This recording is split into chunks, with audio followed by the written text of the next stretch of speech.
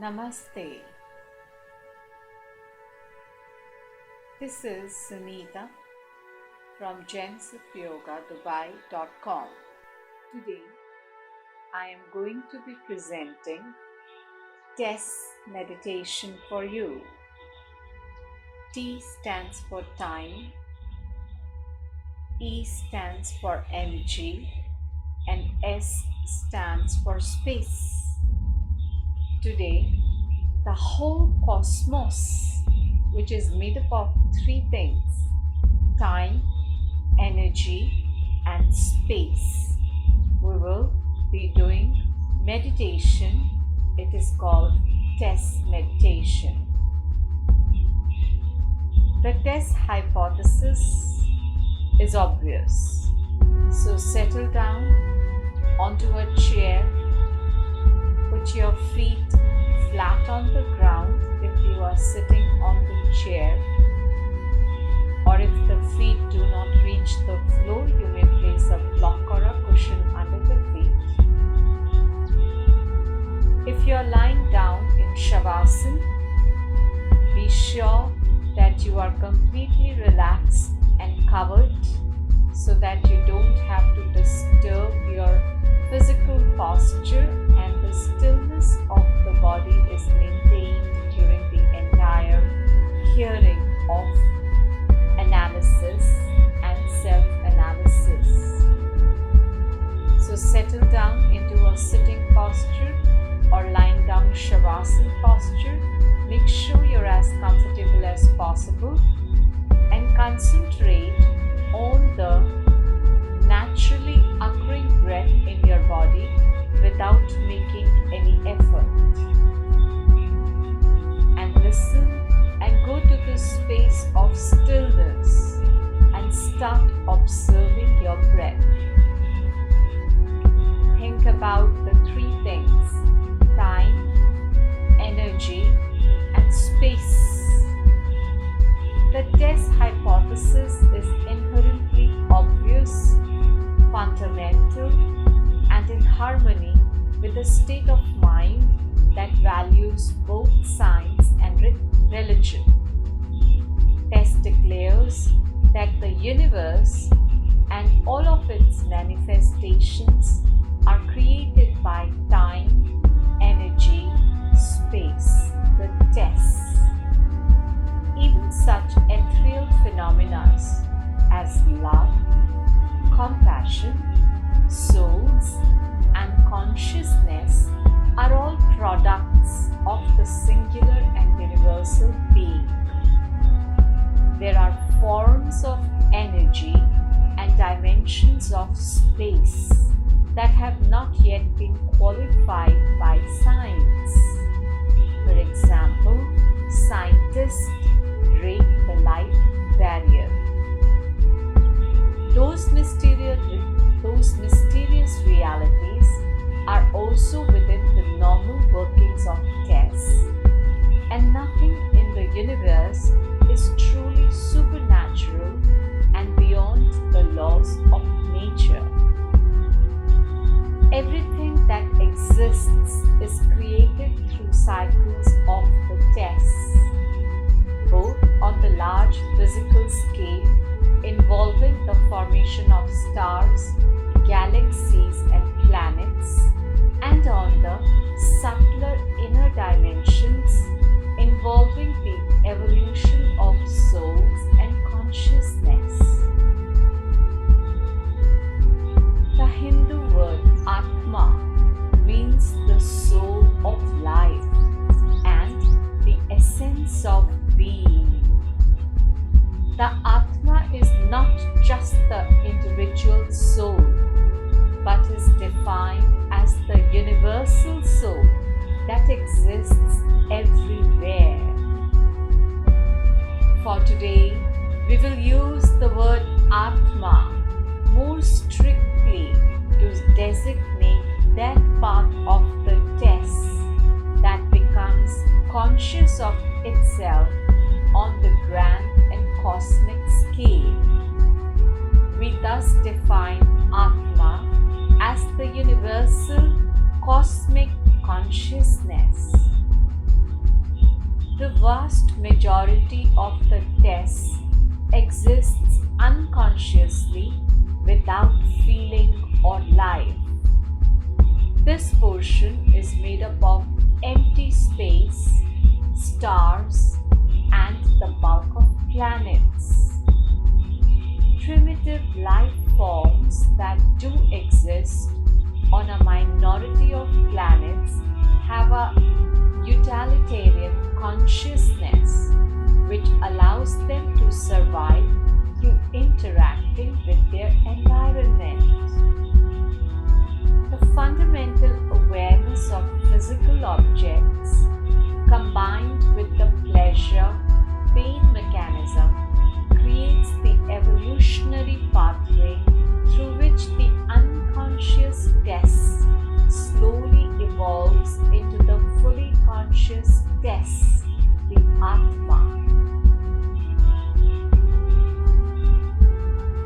When human beings become enlightened, their consciousness becomes one with the Atma, but they never achieve magical abilities outside of the natural laws and properties of the Tes.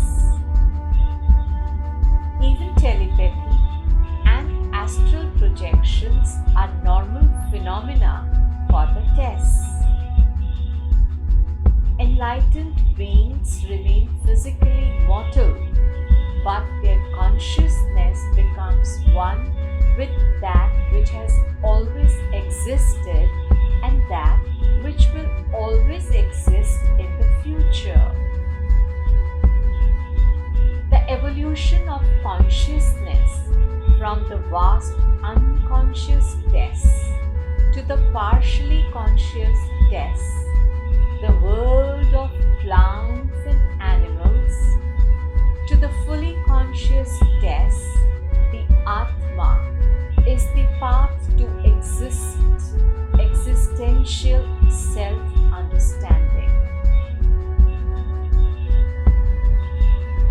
No human being has ever known the unconscious Tes directly. All that we know is within the world of consciousness. We were aware of the unconscious part of the Tes only through inference. When you look at a tree, you're not seeing the tree directly, but rather a representation of that tree created by your own mind. Our experience of color, smells, tastes, and sound are all subjective creations of our mammalian neurological evolution. Thus the question, if a tree falls in the woods and there is no one there to hear it, is there a sound at all?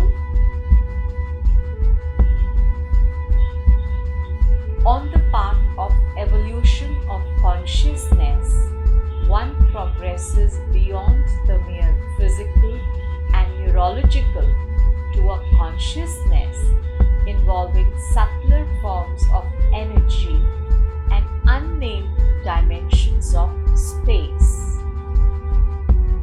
Even this vast and oceanic consciousness, the Atma, is a normal product of the Tes.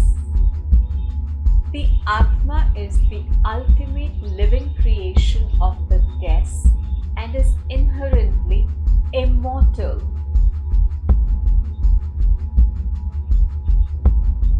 As long as we feel we exist as individuals, we suffer because that perception is based on a temporary neurological illusion. This illusion of an individual I is so vulnerable that even sleep destroys it. Every time you go into deep sleep, your consciousness temporarily dies and your subjective individual identity dies with it. Get rid of the feeling I exist, and you get rid of attachments which create tension, suffering, and feelings of danger. When you focus your consciousness on that which is limited, you become small and vulnerable. When you open your consciousness to experience the whole universe, you become vast, limitless, and without mental anguish. Thus, the art of meditation is the art of inner astronomy. Siddhartha Gautama, the historic Buddha, is reported to have said that no soul exists. He used the term anatma, no soul, as a replacement for the Hindu term atma. Siddhartha may have said this to discourage his disciples from becoming attached to the concept of an individual soul, which could lead to selfishness. You may be tempted to care for the welfare and the spiritual progress of your own soul, but not value the soul of others. Siddhartha may have also said that there is no soul because the ultimate experience of the Tes is so vast that there is nothing to compare it to. With no comparison possible, the experience of everything feels like nothingness. How can nothingness have a soul? How can infinity have a size or shape when by definition it has no boundaries?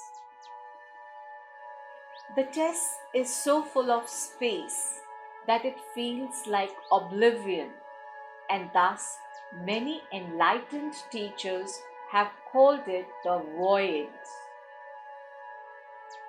This feeling of the ultimate extinction of all things is cosmically erotic, and in a strange contradiction of terms, is a rich and positively charged experience. Scientifically speaking, even this ultimate experience is also a subjective illusion because matter, energy, and time, space do exist, even if Buddhas do not perceive them in the ordinary, gross, physical way. Philosophical problems arise when fundamentalist Buddhists take Siddhartha's words so rigidly and literally that their real esoteric meanings are lost. There is no existential difference between enlightened humans born to Hindu families and enlightened humans born to Buddhist families. Hinduism and Buddhism are different manifestations of the very same religion. Most importantly, all religions and all things are the creations of the singular being that exists, the Tes, the Braham, the God, the Tao, the Prophet, whichever name you prefer to call it. The Hindu and the Buddhist concept of an ultimate and personal liberation, nirvana, is ridiculous if you take the idea too literally. There is some truth to this concept, but it also contains a lie. Ask yourself a fundamental question: who is going to become liberated? What being is behind the eyes of a Buddha? The answer is time, energy, space. The Tes.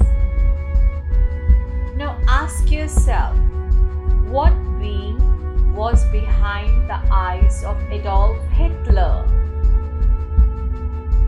The answer is still time, energy, space. Souls are a fact, but they are just products of the Tes, which is our only fundamental identity. The Tes is always creating new life and new souls out of its own being. Unless the whole Tes is destroyed, liberation from the cycle of birth and death is impossible. The Tes creates a soul, and that soul experiences both joy and suffering. But it is the Tes having these experiences in a dream drama. The Tes itself creates. Therefore, the goal of religion should not be liberation from life, but rather how to make our life, which is an inevitable and unstoppable fact, more honest and more ecstatic. Traditional Buddhism has failed because it has made suffering the centerpiece of our attention and escape from life our ultimate goal. When you focus your attention on something, you amplify its effects. Therefore, the focus of religion should be the joy of higher consciousness, not misery and suffering. Of all the Buddhas in the history of the world, how many have reached liberation? A few dozen. And who was liberated? The Tes is still here, creating new souls and new life. How can the Tes be liberated from itself?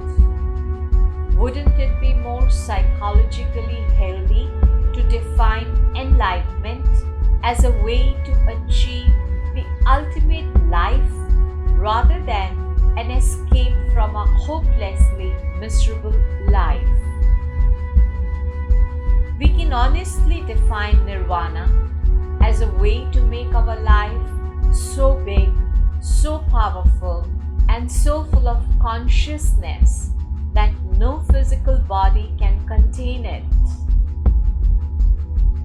Your soul lives on, your soul lives on without a body, but life does not end, and the Tes continues forever. Ask yourself, if we should take this game of religion so seriously, we are the Tes, dreaming, asleep, awake, enlightened, unenlightened. We are still the Tes, dreaming. If we make the dream as wonderful as we can, that positive effort is a worthwhile religion. Why should we be a miser with our emotions?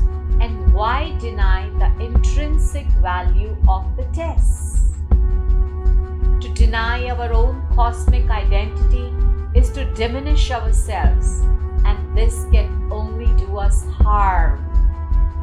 Buddhists say, take refuge in the Buddha, but I say, seek refuge and joy in the Tes. To me, the term Tes is more accurate, honest, and scientifically valid. The word Tes is a temporary creation, as are all the holy words of the ancient scripture. There are names used to designate that which is beyond any language. These are sentences designed to express that which cannot be expressed by a mountain of scholarly scriptures. No name can stick, and no philosophy can ring perfectly true, because you cannot paste a bumper sticker on a tidal wave. You cannot condense a supernova into a library. In time, all evidence that human, animals existed on this earth will be washed away, and new civilizations will be born on other worlds to take our place. Earthly conscious beings will discover the unity of the Tes, which they will call by another name in a language never spoken by any human being. The meaning, however, will be exactly the same. So, a 21st century non-religion. Just for fun, here are 10 basic precepts of Tesian non-religion. First, basically agree with the Tes hypothesis, which is a soft, lovingly atheistic and science respecting form of pantheism, a minimalist path of open-mindedness and tolerance. Second principle of Tes is a belief in maximum meditation with minimum philosophy. When it comes to philosophy, less is more. When it comes to meditation, more is even better. Third, no popes, no priests, no pundits, no hierarchy, no theocracy, no institutions, and no fat cat gurus riding in Rolls Royces. For Tesians, even those who become enlightened remain ordinary human beings in all other respects. Fourth principle, no drugs, no alcohol, no mantras, chanting, or so-called visualization meditation. A Tesian must do nothing to cloud the consciousness. Fifth, a belief that we should help others physically in the real world and not just talk about compassion. Tesians understand that one can only help others from strength and wealth. Asceticism helps no one. Sixth principle, a normal, healthy sex life is encouraged. Creating traditional families with one mother and one father is appreciated as essential for the survival of the human race. The natural family unit is the best way to provide a loving atmosphere for children so they may develop a full and complete heart. Tesians do not fall for destructive societal fads and trendy but blind political correctness. Seventh principle, the cardinal sin of the Tesian way is to turn meditation into a business. No spiritual prostitutes are allowed in this non-religion because the profit motive kills the soft and sensuous living heart of meditation. Eighth, a Tesian does not steal, cheat, lie, or use violence except in self-defense. All the obvious traditional principles of good behavior are respected by Tesians, and no pseudo-spiritual excuses are ever used to cover up bad behavior. A lie is not tantra, it is just a lie. A theft is not a device, it is just stealing. A Tessian must do unto others as he would have others do unto him. The ninth principle is that a Tessian does not judge life by branding it either a suffering or a blessing. Judgment comes from thought and memory, both of which are highly limited and cannot contain the entire universe. If you say that life is a suffering, then you're only remembering the painful moments. If you say that life is a blessing, then you are only remembering the wonderful times. The aim of the Tessian is to become a silent witness to the vastness of life without the limiting distortions of thought, memory, and judgment. The 10th principle is that the Tessian non-religion is disposable. These 10 precepts are designed to be heard once and then forgotten. Words are no substitute for meditation. Now, let us say a concise Tessian prayer. All the stars are inside me because I am the space.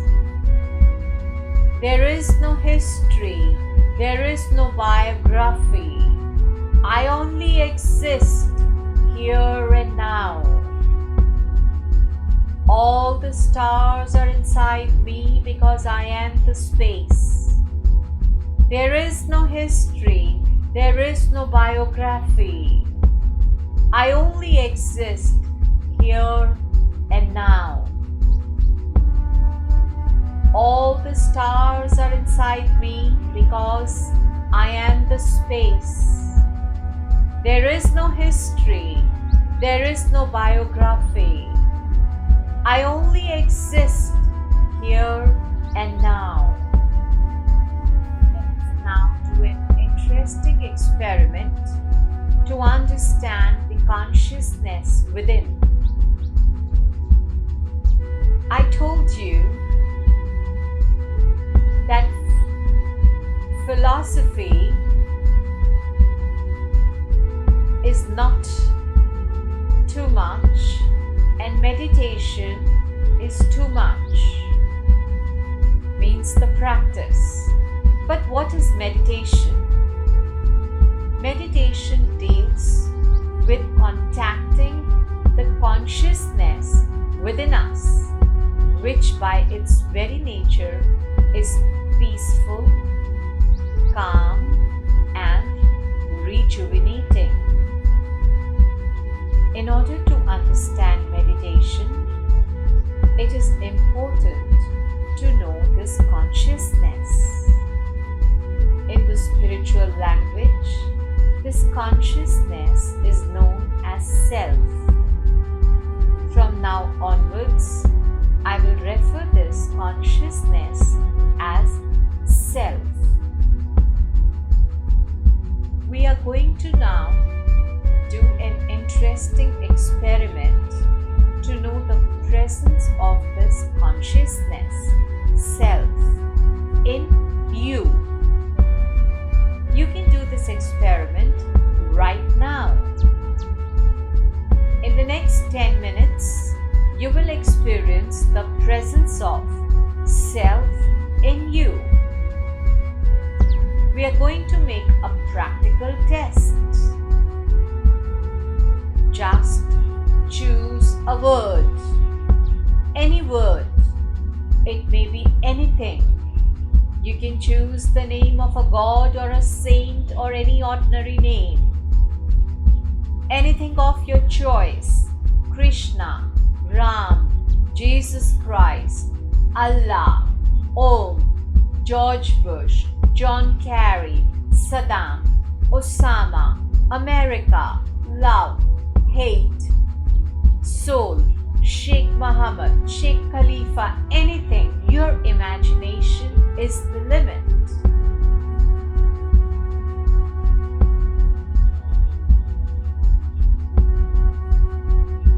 Have you chosen the word? Okay. Now what you have to do is this. You have to repeat this word exactly 40 times silently in your mind with your eyes closed and without using any external means for counting. And no thought should come in your mind during repetitions. You have to repeat exactly 40 times, no less, no more. If during repetition you forgot counting, repeat it again. It is irrelevant whether you repeat it exactly 40 times in first attempt or in second, third, or whatever attempt.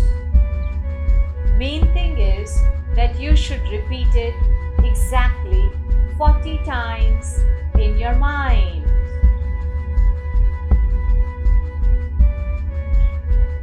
Be careful. Counting should be in your mind. No external means. Not even fingers of your hand should be used for counting. Count silently with your eyes closed and don't allow any thoughts to come in your mind while counting. Rest assured, this is not a test of your concentration. There is no right or wrong way of doing this. When you finish it, come back and I will ask you some questions. So stop listening to me further and do what you have been instructed. And the next step is relevant only to those who will try this test. Just do it now. Let us begin.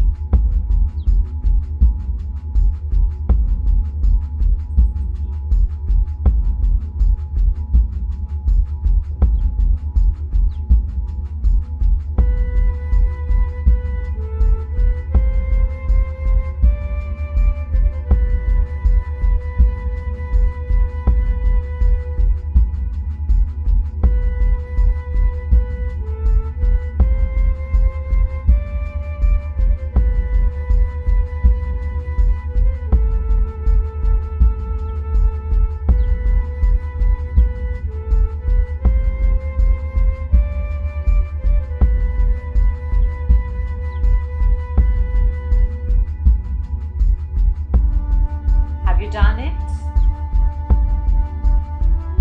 Okay, welcome back. So you have repeated a word exactly 40 times in your mind and no or some thoughts came in your mind during repetition, right?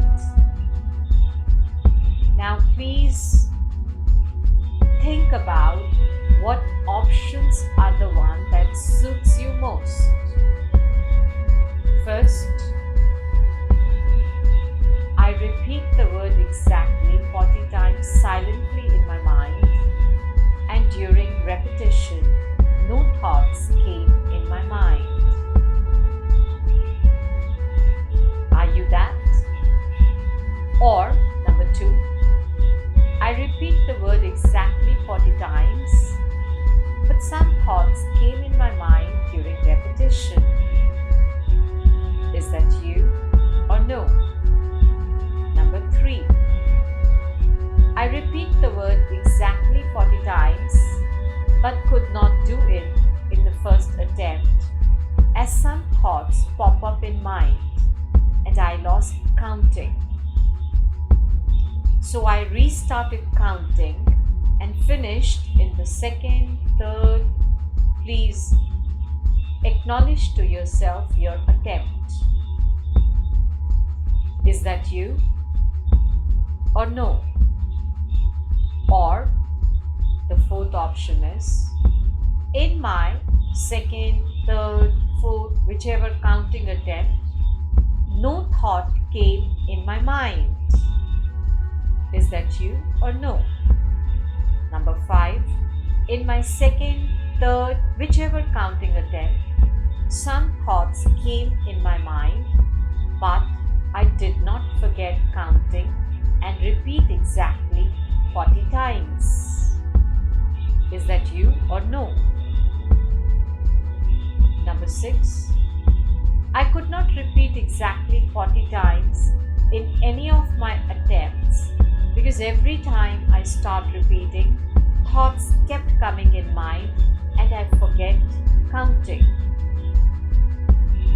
So choose your option, the one which suits you out of the 6 options. I hope you have chosen. Now, irrespective of which option you have chosen, I ask you, how can you say so that the options you have selected suit you? How do you know? In the answer of this question lies the presence of self in you. Just tell me, how can you say that the option you selected is suitable for you? Suppose you have selected the option number 1, that is, you are the one who repeat the word silently exactly 40 times and no thought came in your mind during repetition. Just tell me, how can you say so? How do you know that some thoughts came or didn't come? After all, your mind was engaged in repeating a word exactly 40 times. Then who was there in you watching the flow of thoughts? Who was there watching your mind as it repeats the words?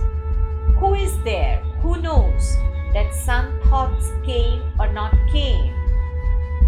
It must not be your body, as there is no participation of it in the test. It must not be your mind, as it was busy repeating the word exactly 40 times. So, what is it?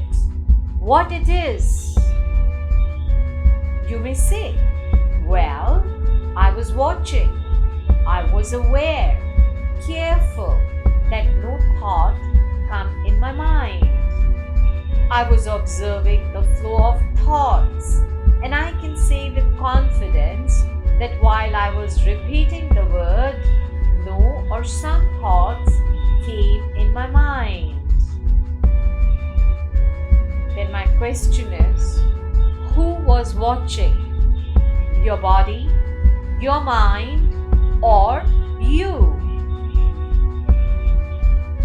If you were watching the flow of thought while your mind repeated a word, you should be different from your body and mind, right? Irrespective of what is the option among the above 6 that you have chosen? One thing is certain. There was someone in you who was carefully watching the whole repetition and who in the end gave you the report regarding your performance. That is, whether any thoughts came in your mind or not. This inner knower is self, the one who makes you aware of the existence of any thought or image and of exactly what it is nothing but the self, the witness, inside and outside. No matter what happens, no matter what you do, the self sees everything. To know the knower, that is self, is true meditation. So have you got a taste of the self through the above tests? I hope you experienced its presence in you. Now, let me tell you why this self, the so-called third aspect of our existence, is the central theme of meditation and is considered as the soul of meditation. Self, the supreme consciousness. The whole universe is nothing but pure consciousness. Scientific researchers have taken us up to the point where we can convincingly say that at the quantum level, it is just the play of energy that is going on in the entire universe. Everything has a mass and thus can be converted into energy. Remember the famous Einstein equation? E is equal to mc squared. However, the spiritual world is of the view that in the ultimate analysis, in a more deeper level, something still beyond even the reach of quantum physics, everything in the whole universe is pure consciousness, known also as the Supreme Consciousness or God. And it is just the play of this consciousness that is going on. The whole universe is a manifestation of this Supreme Consciousness. Everybody who is the part of this universe, which includes everything on our planet, including you, is made up of the Supreme Consciousness. Self is nothing but a part of the Supreme Consciousness in its purest form. So what is self? It is the pure awareness of I am, the original I consciousness which has been within us ever since we came into this world. Even though that I exist in the woman, it is not a woman. Even though it exists in a man, it is not a man. That I is without form, color, or any other attribute. We have superimposed different notions onto it. Notions like I am a man, woman, an American, an Indian, an Mayan, a Middle Eastern, a local, an expat. But when we wipe them all away, that I is nothing but pure consciousness. Meditation is nothing but a systematic art of realizing this self. Meditation is realizing this self. Realizing this self, I dwell within me as me, the self, the supreme consciousness. consciousness.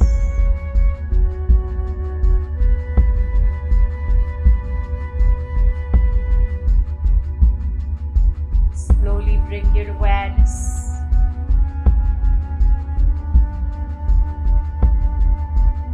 back to the breath and become aware of the breath flowing in and out of your body.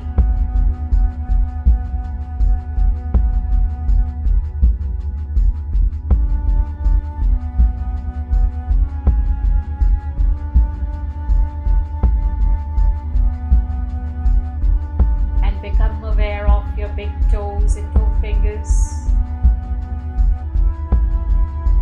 And slowly flex your toes.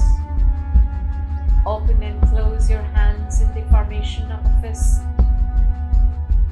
Stretch yourself from top to bottom by pulling your body in the opposite direction with your arms up, feet down.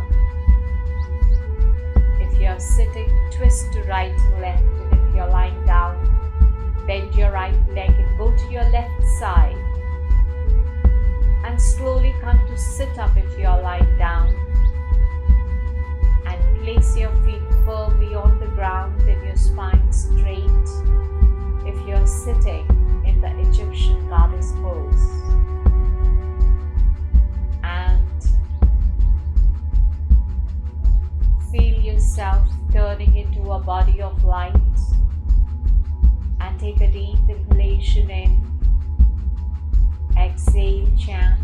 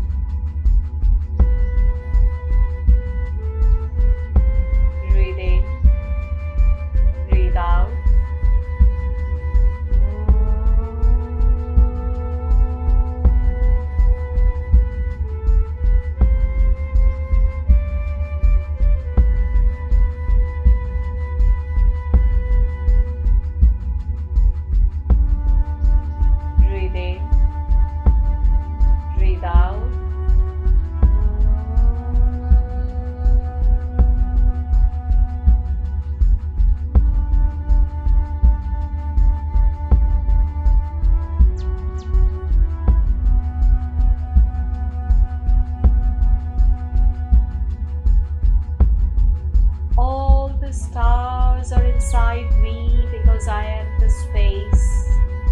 There is no history, there is no biography. I only exist here and now.